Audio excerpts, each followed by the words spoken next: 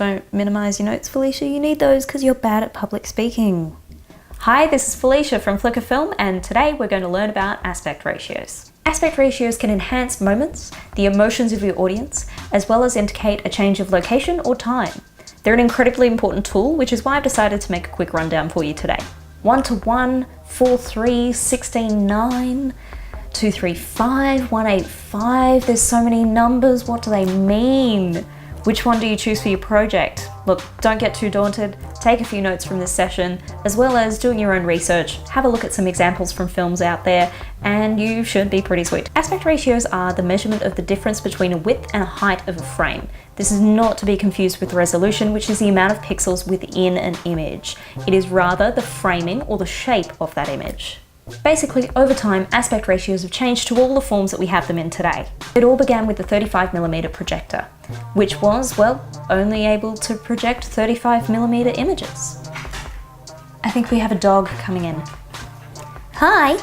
Can I keep recording now? Okay. This means those images were presented in 4:3, and that kind of continued up until television as well. This is when movie theatres started to lose money because more people were staying at home and watching their television. So they decided to create something called widescreen, which originally was 15:9, but then progressed to 16:9, which is what we see on most televisions today. Progressing from that, the anamorphic lens was born, and this gave us the ability to crunch down our whole widescreen image into a 35mm film plane. Then this was de-squeezed in post and created a 2:3:5:1 aspect ratio. This is super wide and very unique to cinema. But you can also crop down your image to a 2:3:5 or 2:3:9 aspect ratio if it's 16:9 or whatever you like, really. All it does is it either letterboxes your image or it cuts out that sweet resolution which we're all after, so it's probably not the best option. The best option would be to shoot on an anamorphic lens and de-squeeze it in post. So, as you can see, the limits to aspect ratios are really endless.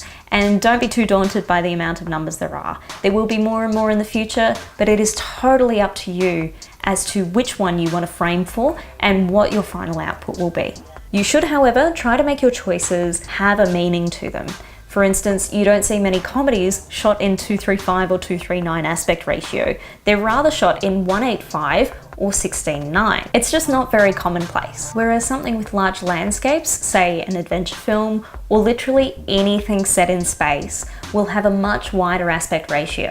You can also use 4:3 to make your scene feel like it is from an older time period. This is seen extensively in Wes Anderson's work, especially the Grand Budapest Hotel, which utilizes lots of different aspect ratios to indicate time change. More importantly, it would look strange if you are making your film look like it is from a certain time period, but it's in 16:9 framing. It just won't look right. It's not authentic. Another thing I want to talk about here is an aspect ratio that is highly important, especially if you're posting your videos on social media. That is the 1:1 and the 4:5 aspect ratio, used on Instagram and Facebook respectively. Again, it's a matter of conforming to the platform that you're shooting on, as well as taking up as much real estate on that platform as you can to fully immerse your audience. Let's face it, most people use their phones to scroll through their social media accounts. They do this on their way to work, on their way home from work, while they're at work sometimes, before they go to bed, when they wake up in the morning.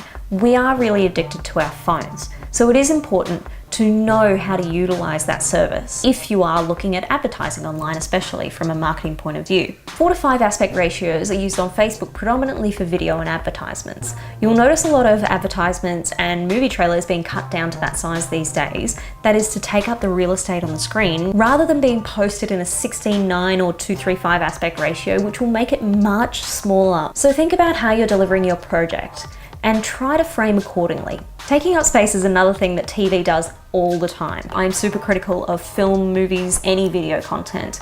And when I'm watching a movie, I usually have to watch it multiple times because the first time I'm often paying attention to the technical details.